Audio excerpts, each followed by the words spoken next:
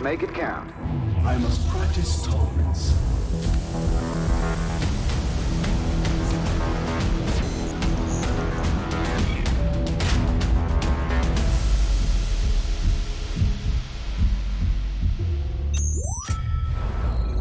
GSL Season 1 Regeneration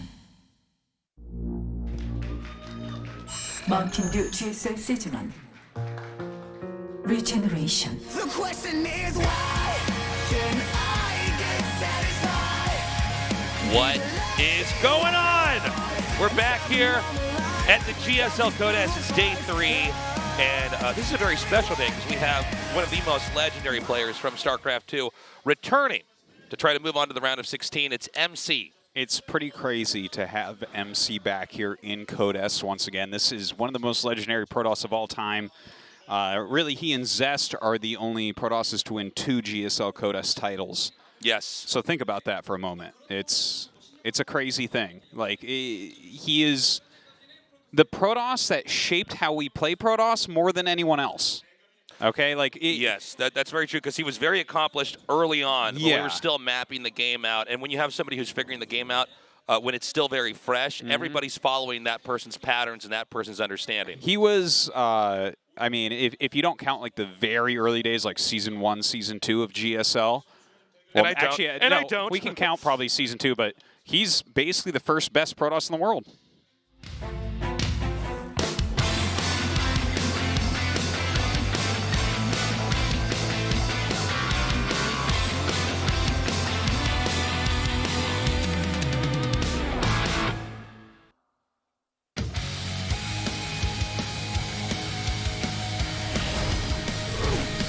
So he's basically the first best Protoss in the world. Root Gaming WhyManMC. Why did he put WhyMan? We got to ask him on the commercial. I don't know, but he has the words WhyManMC written on his butt for his pants. I have it written on my butt too, but yeah. it's in tattooing, okay?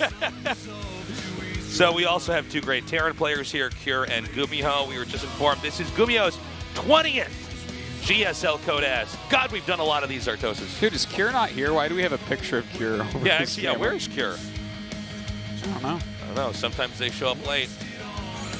Huh. There's not a lot we can do when they do that other than tell them not to do it again. 10th Code S. Wow. How can it only be 10? Yeah, stats really started to dominate later on here in StarCraft 2. The most dominant Protoss player in Legacy of the Void against now the most dominant Protoss player in Wings of Liberty. Yeah, I think no one can really argue that overall he's the best Protoss in the world. At times, maybe it looks like Classic, maybe it looks like Neve or something. Right. Maybe it looks like SOS. But really, he's the man.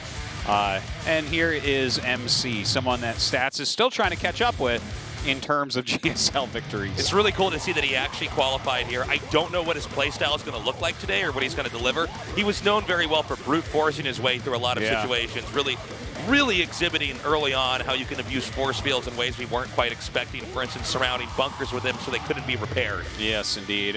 No one will ever forget that finals against July Zerg as well, where he just abused the hell out of one of the greatest Zergs of all time with mass force fields. It's the first time we ever really saw something like that. And like I mentioned before, you know, this is a Protoss that really shaped the way that Protoss is played. You know, we didn't really get a championship level counter style until Reign many, many years later.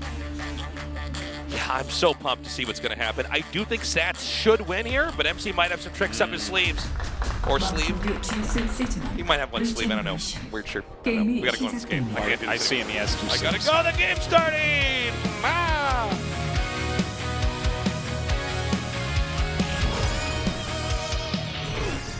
I guess the expression is trick up your sleeve, not sleeves. Well, you could have multiple tricks because he is MC. Yeah, he is, exactly. You know, he might have tricks up, Stats' sleeves even. Whoa. It's a proxy trick. That's right. We look over, he's wearing a wife beater. We're like, oh. What is it? What is the proper term for that shirt? We call it a wife beater. What is that? A tank top or something? It's a tank top, right? Root Gaming WhyManMC. Okay. It's on. We got Wait, who's okay? MC's in the red. I don't know why their names aren't showing up on the plates at the bottom, but yeah, MC's in the red. We like and to mess Stats in the far left. It looks like we fixed it now. So, okay, MC thinks that Stats is too strong, but thinks he can beat the Terran players. We were talking to him backstage a bit. So, kind of excited to see that. Obviously, Stats is pretty monstrous. Cyclone with the Thomas the Tank engine. Some MC support here. Whoop! Oh, too late on that. That sign's going to be lost in history forever. Hopefully, we'll catch that later. Sorry. Yeah, it was cool talking to MC before we got to start the show today. And I mean, I think he was very honest with himself, saying, "Okay, like everybody knows how good Stats is, but let's see what he's got in store for him this time around." I mean, PvP can go in so many different directions. We've already seen the updated PvP with the patch. It's much less likely that you're going to be forced into this Phoenix Arms race. You know, I actually was watching a bunch of MC PvPs, as weird as that is, like maybe early January, mid-January. He was playing in, I think it was the Olima League qualifiers, I believe. And I was just kind of going through the replay packs. And it was kind of funny. Like, I caught a series, I believe it was against Hero, if I recall correctly. And, like, strategically, he got, like, really well ahead. And it looked like he would win. But then he was kind of getting out microed.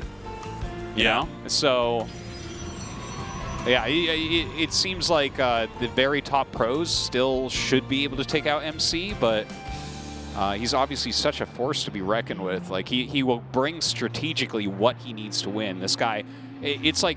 It's this kind of almost hard to describe quality that some players have where they know how to win.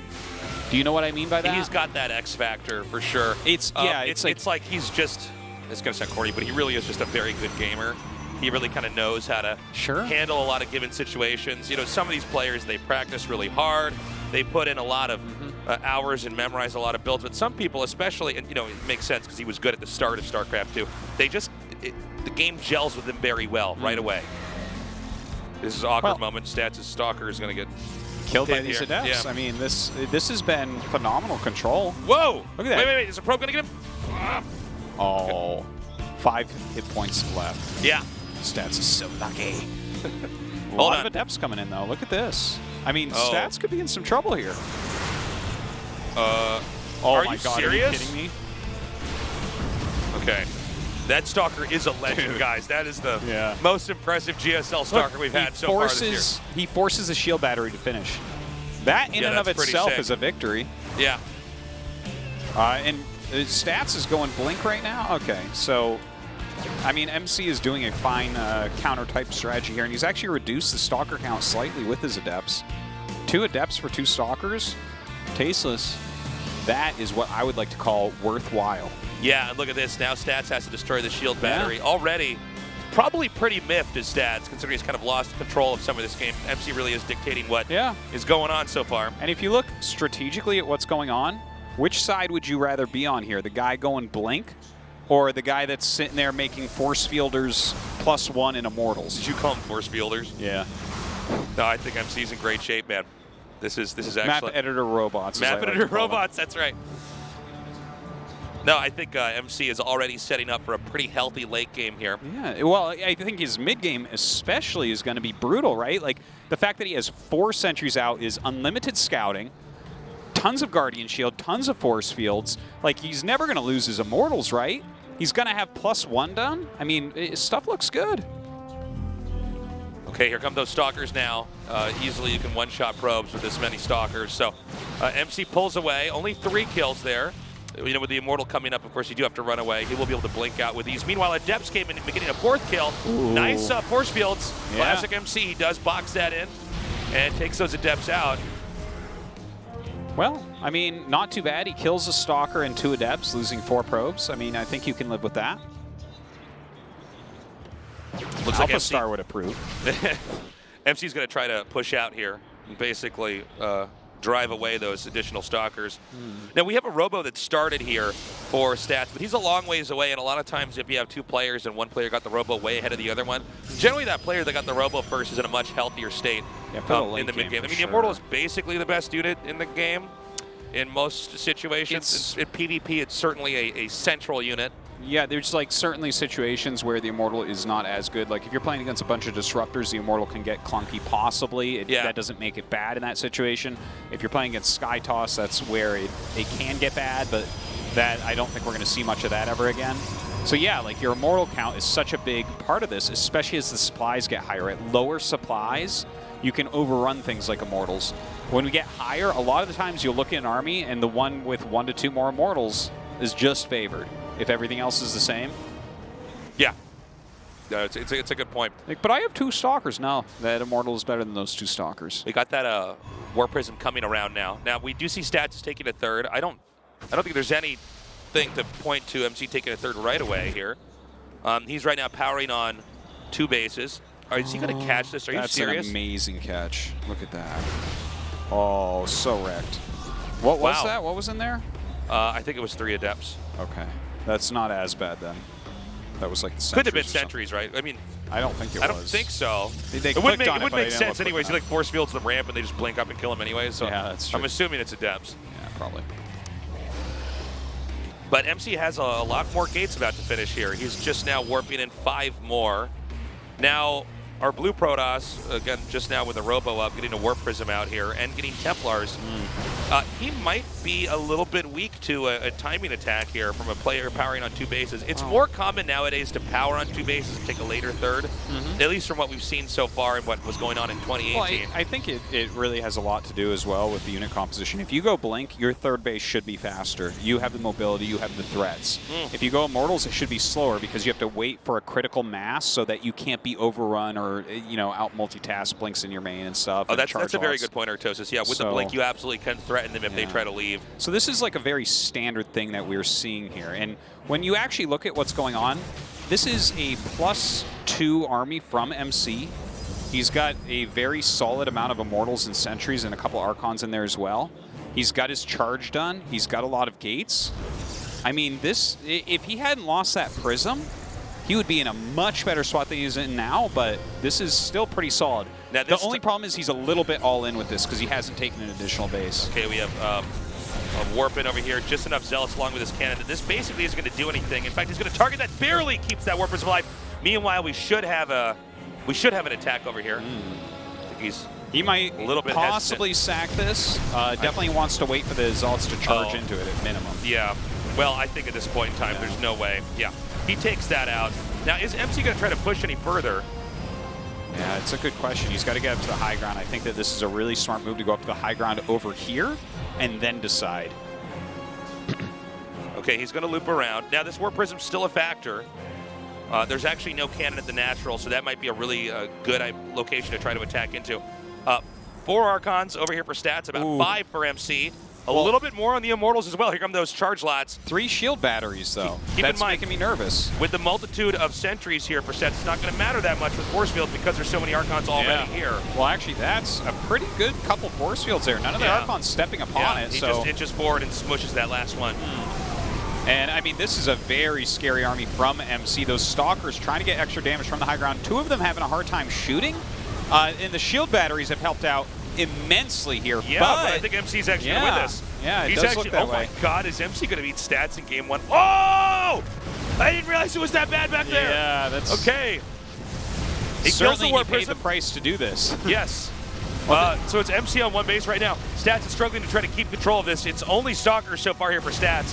MC with a much more robust army. He's going to come down here. He's going to try to recall some of these pros back. It's a few more snipes on him. GG. MC wins. MC beats the best Protoss in the world in his re-debut game in his 15th Codas. Look at Stats' face right now.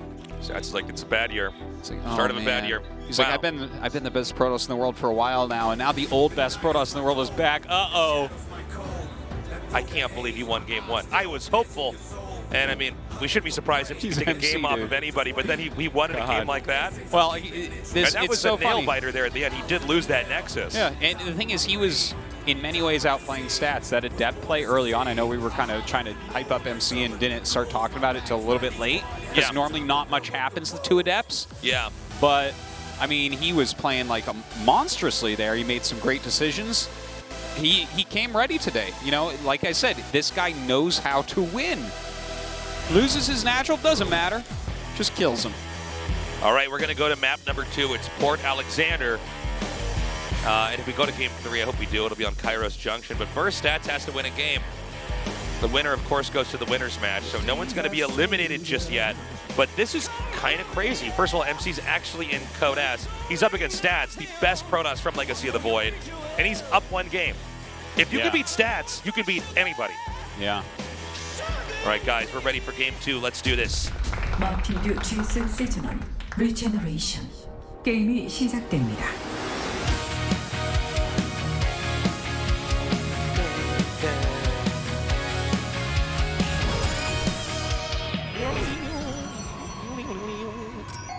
포트 알렉산더 게임 준비 완료.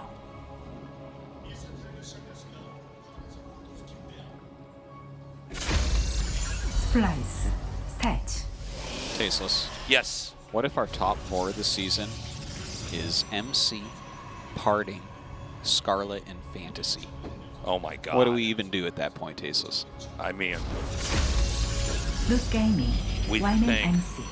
the randomness of the universe that we ended up at that point in time. If that's the top 4, that's where I tell Rapid that he is going to cast me. I'm just going to sit in the audience and cry while I watch it. I'm just going to run around the studio with my glow sticks, just screaming and jumping around. Someone else can cast this. Almost you, MC. Oh, a salute too. Oh yeah, about the military. He did get his draft notice, but has deferred it for a bit. Damn right. He better. He's got tournaments to win. Exactly. He's done with that, whatever that other game. So he was like coaching some like game for kids, and he's back here in StarCraft 2 now. So that's right. I'm glad to have him back, Tasteless. So cool to have him back. We do bring this up from time to time, but I do want to remind people: every able-bodied male in Korean male in South Korea has to do a little bit under 2 years of military service, and it's a big interference for a lot of professional gamers in their careers. Is you end up going away and you basically have no time to play any games. Boss toss support here. There, Mountain Dew's coming right out of that. Try. Boss toss. So a lot of these guys have difficulty ever getting back to where they were before, getting back to the same shape. I mean, you haven't been playing. You're out of the meta. There's all these younger guys grinding. Yeah, it has finally changed to the point where everyone is starting to come back, like Fantasy's out of military service. Yeah. A ton of StarCraft 1 guys have come out of military service and are top pros again. So it's becoming a real thing. Where Flash hasn't done his military service. He has not done it yet. Okay. And if his wrists don't heal soon, he said he is going to go soon. Because he's having a bit of wrist trouble. So, yeah. But, you know, then you're basically taking almost 2 years off of playing regularly, so hopefully you can heal up. You're not allowed to make any money other than the military service when you're in your military service. Yeah. So it's not like you could be streaming or something like that. One of my friends told me they made like $15 a month or something off the military. It's like something really like laughably low. I'm not sure exactly what the number is nowadays. Yeah, it's pretty bad. So Stats going with a Stargate here. MC making his Nexus, just making some Stalkers as well.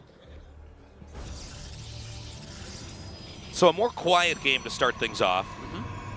Not really surprised here from Stats. I think Stats had lost a little bit of tempo and control in that game early on, and I think had a more difficult time trying to recuperate from that point in time. So I think Stats is probably thinking if he can go into a longer later game, he should just be ahead of MC. You would think that Stats is able to navigate PvP into late game basically better than anybody in the world right now, and I think that's what he's leaning on and banking on in game 2 here. I love the way that MC's playing this as well. Like he's played a very, very safe economic opener where he got a quick Nexus with a Sentry so that he could scout. And he's just been producing Stalkers, which again, that's a very safe option. If you're making Stalkers non-stop, you're basically not going to die. Right. And then what is the first thing that he gets? A Forge. He's really focusing right now on building Sentry energy with early Sentries, on getting those early upgrades. +2 is such a beast upgrade in PvP. A lot of games get decided on who gets to that +2. Yeah, that's a very good point. It sets you up with an amazing kind of like little timing attack if your opponent does not have it at that point, and especially when you're playing like MC where you have 3 Sentries, and again, 3 Sentries, you are always going to know what your opponent's doing because Hallucination is so cheap now.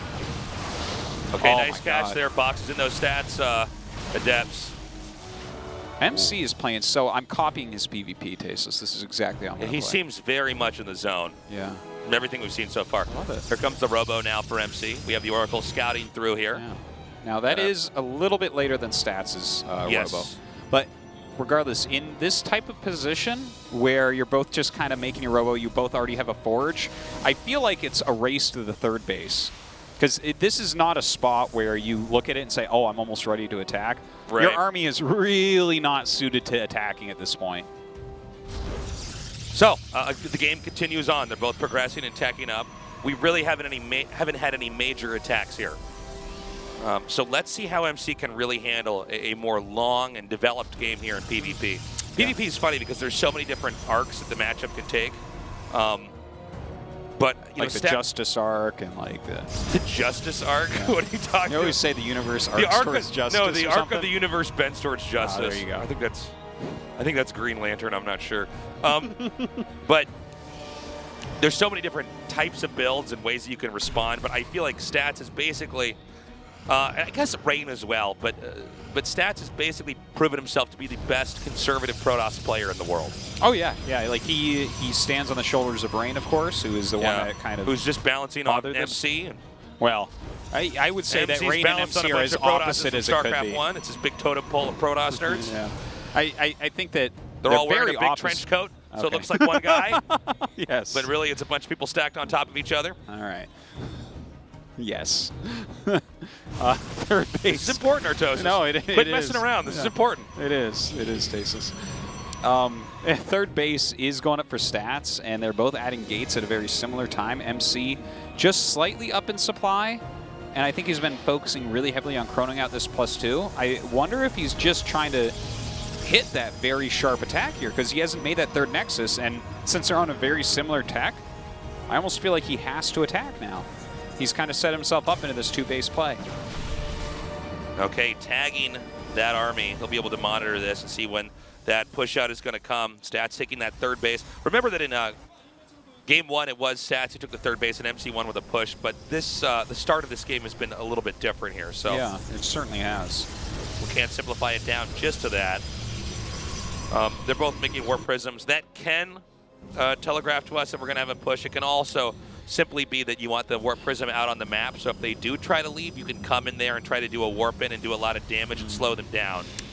MC has set himself up into a decent spot with this attack. Like, he does have a bigger army, but I actually like Stats' spot a little bit more. All he has to do is fudge this one attack, and he should win the game. Yeah, he should start to get an insurmountable lead if he can actually shut this down. But the thing is, MC is known for having some of the best attacks and pushes. You know, it's funny, StarCraft 2, the fights happen so fast. It's incredible to see what MC can do in this limited amount of time to come in there and a lot of times break down his opponent. Now, okay, hold on. Good scout there. He sent the Hallucinated Phoenix. He realizes he's in an awkward position now. This is 3 Archons versus 3. I think it's 2 Immortals for Stats. 2 to 2. 2 to 2, yeah. But the third base, it's going to be a little bit tricky. This is a very open area for the third. His advantage is 4 Stalkers and a Sentry, basically. And, yeah, look, there's like a Stasis War coming up and 2 Shield Batteries. I don't think that this is right for MC. There's no way he wins this. Yeah, he's coming forward now, and it There's looks no like that wall of Zealots is actually kind of convenient here. In this case for Stats. He's microing that one Archon back very low on HP. Keep in mind that Stasis is going to end there on those Zealots. Some more Warpins are coming in. Actually, I think MC might be able to take this. He's going to be able to push forward as those unfreeze, I mean, those Zealots, it's they going to come down to the Warp Prism control, because right now the Warp Prism for MC is a little bit further back. He can't really utilize it, whereas Stats has his Warp Prism over here. Jeez Louise. If he actually breaks this, this is really, really impressive. I think he might do it, man. He might. These Zealots are actually making for some funny surrounds with the Stasis' end, too. It's kind of it's an unusual engagement here.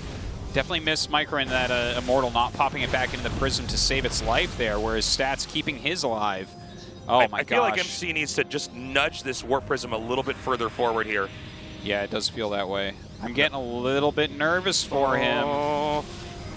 Okay. Yeah, he wants to be a little bit closer so these Stalkers can at least start to damage the Nexus. That might fish out. He messed up with the Zealots. You got to have that on hold position. Yeah, you got to be very careful about utilizing your charge. Whoa. Okay, going up the ramp. He wants to have a better concave here. Whoa. Oh, nice pickup, nice pickup. Oh, this is a very, he's forcing stats to come up and fight where there's not a shield battery. This is really nice. Yeah. And if he just sends like 2 units into that narrow line, that is a fantastic way to force this engagement. This concave is pretty sick here for MC. Yeah. He's coming forward. Another warp in here, another Archon being made. MC coming down now, doing so much damage. Ooh, one of the Archons having a hard time firing right there. I think there's too much here for MC. Yeah, I think you're right, Taste. Oh my God. Oh my God. MC. What? Amazing. I have such chills right now. MC just 2-0'd stats. Even the writers of Game of Thrones couldn't have come up with that one. Well, they wouldn't put this in because it would be too unrealistic. That's Frost right. Dragons are more realistic than this. Yeah. Whoa. I can't believe MC just did it.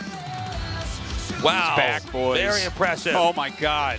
The boss toss himself. The president of Protoss, the Trump toss. Guys, true story. MC just walked by me and winked at me, and I think I'm pregnant. Oh my gosh. This is amazing. Bossa Tossa. He's awesome. He's so happy He's right now. awesome. All right, we're going to go to a break and try to recover from that insane win here. Pure versus GuMiho is coming up next.